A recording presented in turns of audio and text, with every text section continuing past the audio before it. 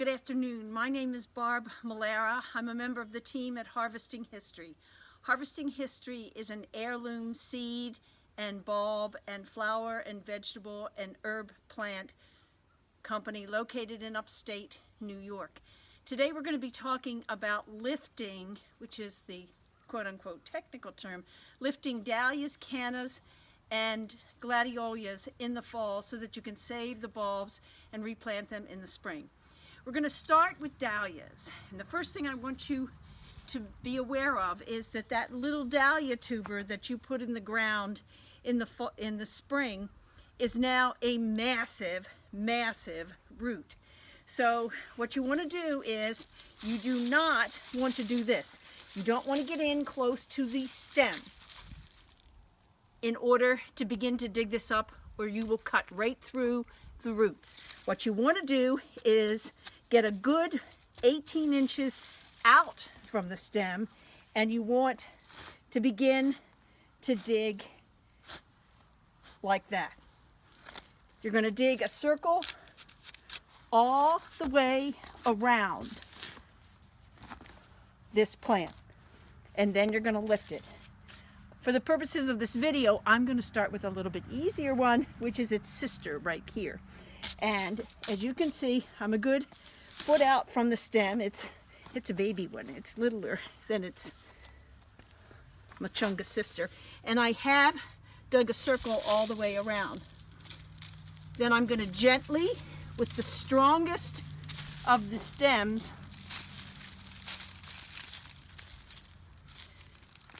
dig the dahlia up. Once you've lifted the dahlia tuber from the soil, you need to cut off the top growth, which has died. And the way that you do that is just with a pair of clippers. There's no magic. There's no right way or wrong way. There's no perfect length for cutting off the stem. I try to do it kind of short, but if you want to make it longer, that's perfectly okay. Then, once you've removed the top growth, what I do is put them in a wooden crate, and I pile them high in that wooden crate, and I do not put any noodles, any peat moss, anything on top of them, and I store them in my basement where the temperature's about in the mid-50s, but we also have a dehumidifier going that keeps the humidity down there around 57%. I want to give you an idea of just how big these roots grow in a season. This was a dahlia tuber of this variety in May, when you would have normally planted it. This is what this tuber would have grown into if it had been in the soil. A little bit of a difference in size. Well, in the course of lifting it, I broke this piece off. It's perfectly okay, because this piece next summer will be its own dahlia. This is its own viable plant. There's enough tubers with this particular plant so that it will grow into a lovely dahlia plant next year. All I have to do is cut this enormous stem off and put it in my wooden crate. Unlike those huge dahlia tubers where we had to move out a good 18 inches from the stem in order to begin to dig the plant out of the ground, canna roots, canna rhizomatous roots, do not spread the way that, and do not swell the way that dahlias do. This is a canna that I've begun to lift.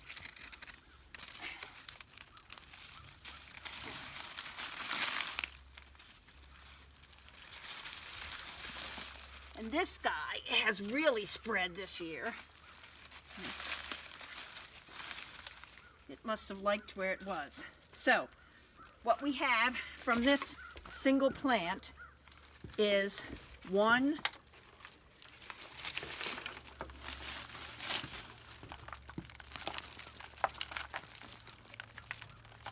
2,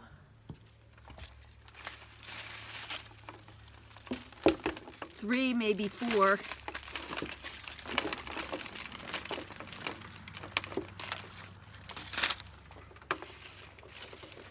and 5 or 6 roots from a single plant that I planted in late May and early June.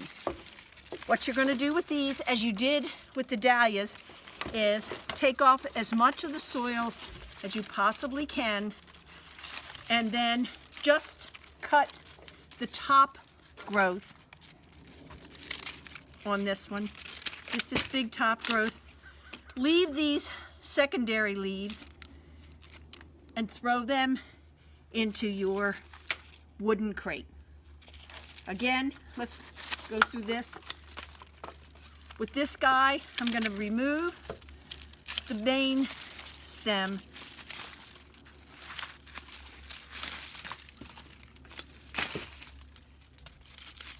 but leave the secondary stems. This is a canna plant that I have just lifted. Cannas are rhizomatous roots. That means that they spread in rhizomes, kind of like fescue grass grows in your, on your lawn. You can see here that this rhizomatous root, which started with this main stem earlier in the season, has now spread out and produced 2 more stems on this rhizomatous root. And finally, the easiest of all are the gladiolus. I don't know why everybody doesn't lift their gladiolus, because they're so darn easy to lift. What you're going to do is you can get, again, very close to the gladiolus. Probably 3 to 4 inches is a safe distance. And then you just gently lift them, and they will easily come out. You want to get as much of the soil off as possible.